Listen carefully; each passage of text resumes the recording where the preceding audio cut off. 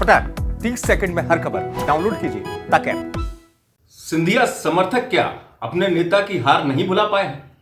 अपने नेता की हार का बदला ले रहे हैं सांसद केपी यादव से। ऐसा क्यों?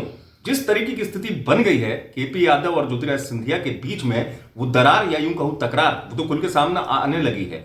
पहले भी कई बार दर्द छलका केपी यादव का, लेकिन इस बार जो चिट्ठी चर्चा में आई बीजेपी के राष्ट्रीय अध्यक्ष को लिखी हुई, वो चर्चा सियासी गलियारों में गर्म हो गई। इसलिए गर्म हो गई कि साफ तौर पर विरोध झलकता हुआ नजर आया, जिसमें सिंधिया समर्थक नेताओं को निशाने पर लिया। उन्होंने चिट्ठी में लिखा कि उनके जो व्यवहार हैं वो पार्टी के लिए ठीक नहीं है। उनके जो नेता हैं वो इस तरीके से कार्यक्रम आयोजित करते हैं कि अलग धारा में नजर आते हैं और उनको केपी यादव को कोई बुलाता नहीं है कार्यक्रम में, उनकी उपेक्षा की जाती है। साथ ही साथ उन्होंने कई सवाल उठाए थे कि जिले के जो अधिकारी हैं वो तक नहीं सुनते। लोकार्पण कार्यक्रम होता है तो प्रोटोकॉल के तहत सांसद को बुलाया जाना चाहिए, उस कार्यक्रम में उनको बुलाया नहीं जाता। ये पीड़ा झलकी।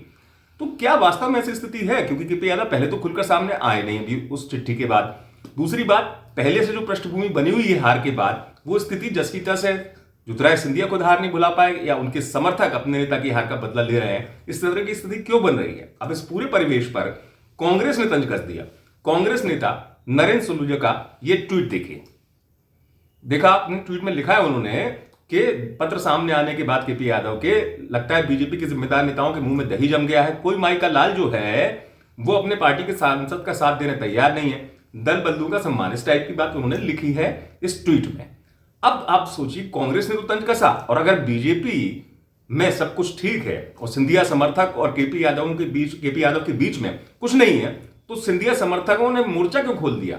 सिंधिया समर्थक नेता है दरअसल गुना में मकसूदन गणराज परिवार के सदस्य रुद्रदेव सिंह, उन्होंने तो ट्वीट कर दिया और ट्वीट में साफ लिख दिया, देखिए, देखा आपने ट्वीट, उसमें लिखा हुआ है ट्वीट में कि जो चिट्ठी है सांसद केपी यादव की वो हास्यास्पद है, पार्टी के गुना जिले के कार्यकर्ताओं को मनोबल तोड़ने जैसी है और अपने नेता का सम्मान करना होता है, अपना नेता पूजनीय होता है, ये समझना चाहिए सांसद केपी यादव को। तो देखिए, स्थिति सामने आई। अगर सब कुछ सामान है तो सिंधिया समर्थक नेता को ये ट्वीट क्यों करना पड़ा? दरअसल 1.25 लाख वोटों से ज्यादा से मात दी थी ज्योतिरादित्य सिंधिया को केपी यादव ने। तब से लगातार यही कहा जाता है कि वो हार सिंधिया भी नहीं भूल पाए या उनके समर्थक भी, और केपी यादव का जो दर्द है वो छलक कर सामने आ गया। गुना से आप तक खबर पहुंचाइए विकास दीक्षित ने। आप देखते रहे अभी तक।